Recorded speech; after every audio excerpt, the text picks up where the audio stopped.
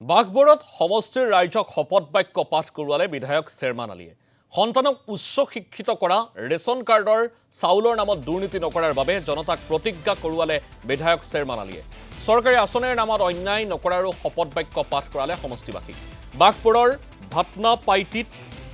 এক কাৰ্যসূচীত অংশ লৈ এনেদৰে উপস্থিত লোকক প্ৰতিজ্ঞা কৰোৱালে বিধায়ক চেয়াৰমান আলীয়ে আজিৰ পৰা আমি আমাৰ ল'ৰা ছোৱালীক ভালতকৈ ভাল শিক্ষা দিয়াৰ কাৰণে চেষ্টা কৰিম আমি অসৎ ৰাস্তাত নচলো আমি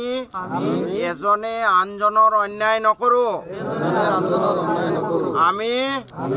চৰকাৰী স্কিম মাৰি নাখাওঁ আমি ৰেচন কাৰ্ডৰ চাউলৰ নামত দুৰ্নীতি নকৰো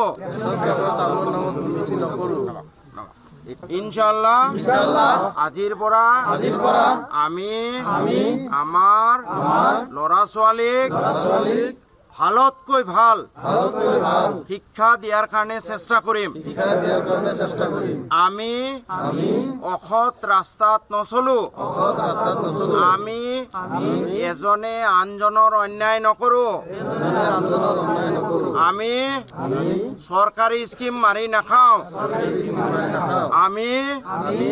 ৰেচন কাৰ্ডৰ চাউলৰ নামত দুৰ্নীতি নকৰো